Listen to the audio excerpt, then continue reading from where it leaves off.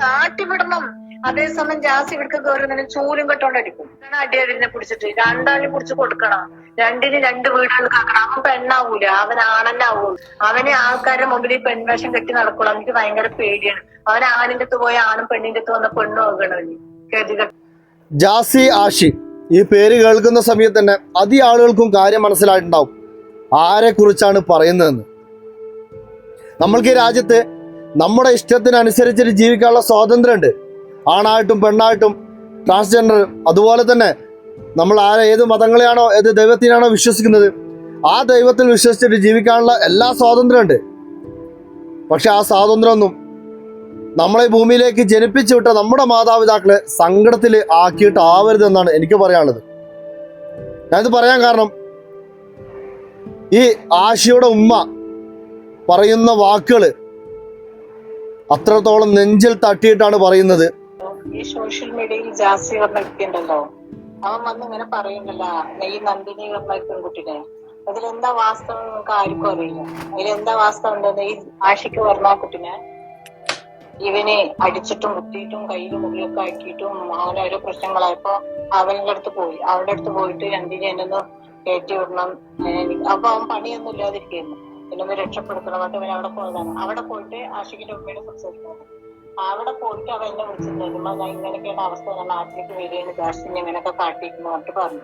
അപ്പൊ ആ പെൺകുട്ടിനെ വിളിച്ചിട്ട് ചുമ്മാ അങ്ങനെയാണ്, എന്താണ് അവനെങ്ങനെ ആക്കുന്നത്, രക്ഷപ്പെടുത്തുന്നത്. അപ്പൊ ഞാനാണ് പറഞ്ഞത്, മോളെ അവന്റെ അടുത്ത് പൈസ ഒന്നുമില്ല, വിസ ഇല്ല, പാസ്പോർട്ട് അവൻ കുടിച്ചു വെച്ചിട്ടുണ്ട്, എങ്ങനെയെങ്കിലും അവളൊന്ന് രക്ഷപ്പെടുത്തുകൊണ്ട് ഞാനാണ് ആ കുട്ടിനോട് പറഞ്ഞത്.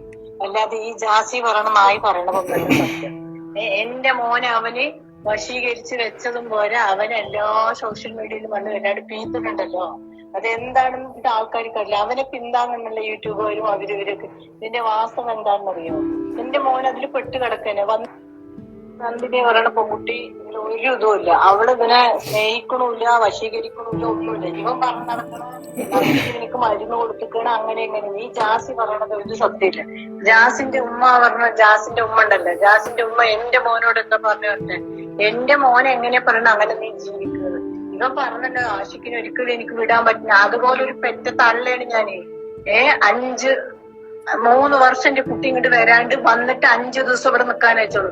ഇവൻ അങ്ങനെ മെസ്സേജ് അയച്ചിട്ട് ഇപ്പൊ വരാണ്ട് പോയിട്ട് ഇപ്പൊ 10 മാസമായി ദുബായിൽ നിന്ന് ഈ നാട്ടില് ഇന്ന് വരെ ഞങ്ങളുടെ അടുത്ത് വന്നിട്ടില്ല. കാരണം ഞാൻ എന്തെങ്കിലും പറഞ്ഞ് എന്റെ കുട്ടിക്ക് ഒരു മെസ്സേജ് അയച്ചാൽ അവൻ എന്തെല്ലാം തെറി എന്നെ വിളിച്ച് അയക്കുറഞ്ഞ. എന്നിട്ട് നമ്മളത് നോക്കിക്കഴിഞ്ഞ അവിടെ അവൻ ഡിലേറ്റ് ആക്കി കളി. അവന്റെ ഫോണിലിട്ട് എന്നെ തെറി വിളിച്ചത് സ്വന്തം തള്ളനെ അവന്റെ മുമ്പിൽ വെച്ച്. ഈ ജാസി എന്ന് പറയുന്ന വ്യക്തിക്ക് അതാണോ പെണ്ണ് എന്തുമായിക്കോട്ടെ അതിലേക്ക് ഞാൻ കടക്കുന്നില്ല.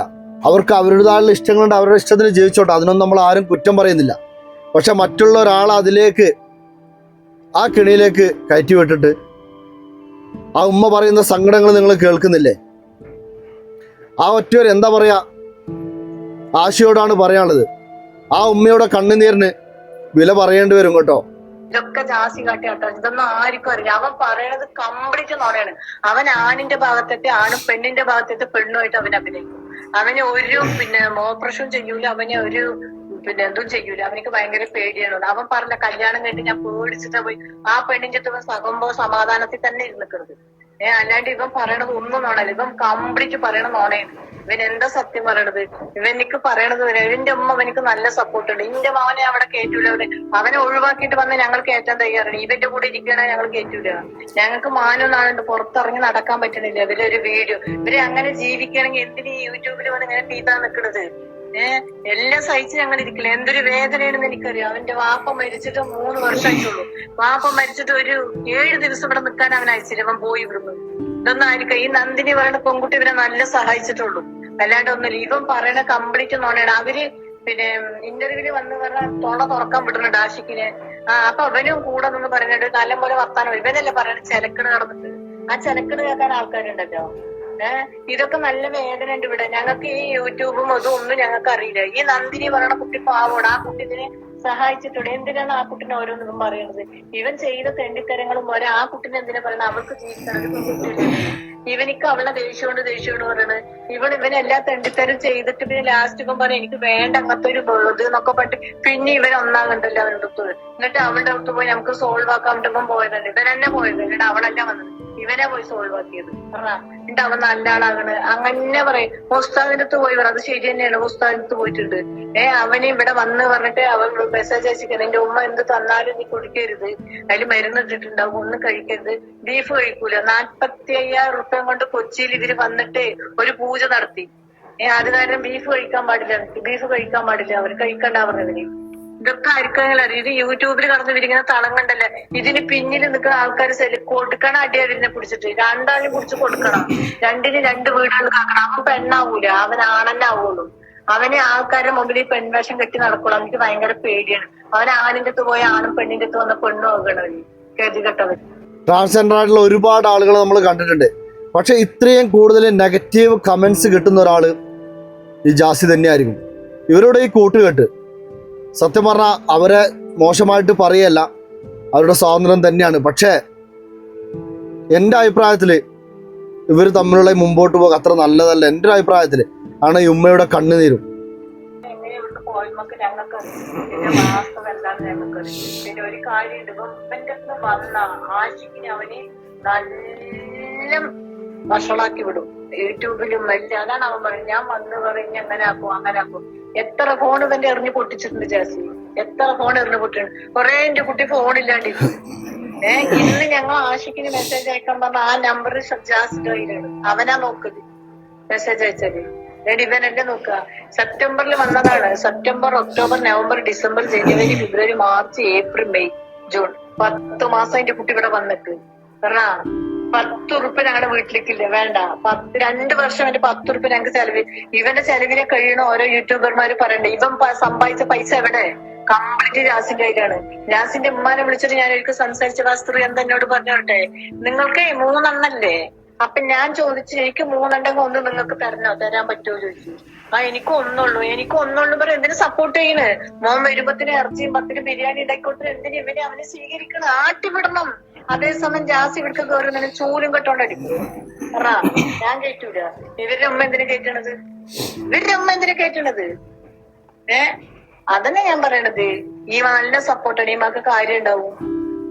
ഞങ്ങൾ അന്ന് വിളിച്ചപ്പോ പറയണത് എന്തെല്ലാം പറയുന്ന അവര്. ഈ ചെക്കൻ്റെ അടുത്തൊന്നും വായി കൊടുക്കാൻ പറ്റും. ചെക്കനിക്ക് എന്ത് വായാണ് അറിഞ്ഞ. എൻ്റെ ഒരു അഭിപ്രായം പറയാണ്, ഈ ജാസി എന്ന് പറയുന്ന ഒരാള്, ആ ഒരു വ്യക്തി യൂട്യൂബിൽ ഏതിലും ആയിക്കോട്ടെ, ഓരോ പറയുന്ന കാര്യങ്ങൾ അവനറിയാം. നെഗറ്റീവ് കമന്റ്സ് വന്നാൽ അവനാണ് കാര്യം എന്നുള്ളത് അറിയാം. അതുകൊണ്ട് തന്നെയാണ് ഓരോ വാക്കുകൾ അവൻ പറയുന്ന കാര്യങ്ങളൊക്കെ അവന് അത്രത്തോളം നെഗറ്റീവ് കിട്ടാൻ വേണ്ടിയിട്ടാണ് അവൻ ഒരുപാട് കാര്യങ്ങൾ പറയുന്നത്. അത് വളരെ മോശമായിട്ടുള്ള പല വീഡിയോകളും നമ്മൾ കാണാറുണ്ട്. പക്ഷെ അവനറിയാം അത് വന്നാൽ റീച്ച് കിട്ടും, നെഗറ്റീവ് കമന്റ്സ് ആണ് റീച്ച് കിട്ടും എന്നുള്ള അറിയാം. ആ ഒരു ചിന്താഗതിയിലൂടെ പോകുന്നതാണ് എൻ്റെ ഒരു അഭിപ്രായം കേട്ടോ. ആരെയാണ് കുടുംബത്തോടെ അനാവശ്യം പറയും. ഇനി എന്തെല്ലാം തെറി വിളിച്ചിട്ടുണ്ടെന്നാ, എന്തെല്ലാം അനാവശ്യം പിന്നെ വിളിച്ചിട്ടുണ്ടെന്നാ. ആ മെസ്സേജ് അവൻ അപ്പ ഡിലേറ്റ് ആക്കും. എന്റെ മോന്റെ മുമ്പിൽ വിളിച്ചാൽ എന്റെ മോൻ കേട്ടിട്ടേക്കും. എന്നോട് പറയാൻ എന്റെ മോനിക്കൊന്നും അവിടെ പറയാൻ പാടില്ല. അതേസമയം ആഷിക്ക് അവനെ വിട്ടിട്ട് വന്നാലും കൂടി ഇവൻ സ്വൈരം കൊടുക്കുമെന്ന് നിങ്ങളൊക്കെ വിചാരിക്കണ്ട. അങ്ങനെ ആഷിക്ക് അവിടെ അടിമായിട്ടിരിക്കുകയാണ്. ഞങ്ങൾ മൊയിലേരത്തും കൊല്ലാക്കാത്തുമില്ല. പടച്ച റബ്ബിനോടെ ഞാൻ പ്രാർത്ഥിക്കണം. എന്റെ പ്രാർത്ഥന എന്തായാലും കേൾക്കാതിരിക്കൂല പടച്ച. എന്നെങ്കിലും ഒരു കാലത്ത് ഇതിനൊരു അവസാനം ഉണ്ടാവും. എന്നും ഇവര് 16 പോലെ ഇരിക്കൊന്നുമില്ല. എത്ര വേദന ഉണ്ട് എനിക്ക്. ഒരു നേരം ഞാൻ നിസ്കാരപ്പായിൽ ഇത് കരയാത്ത ദിവസമല്ല. എന്റെ വേദന എവിടെ എവിടെയും പോലും. ആ നന്ദിനി പറഞ്ഞ കുട്ടിനെ വെറുതെ വിടണം മതി. ഇവൻ എന്തിനാണ് അത് കേട്ടിട്ട് ആ പെൺകുട്ടിനെ ഓരോരുത്തരാണെന്ന് പറയുക. അത് സഹായിച്ചിട്ടുള്ളത് എനിക്കറിയും.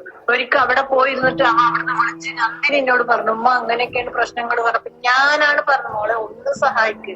ഞാൻ കരഞ്ഞിട്ടാണോ അത് 2 മണി സമയത്ത് ഉറക്കത്തുനിന്ന് നീച്ചതാ ഞാൻ പറഞ്ഞത്.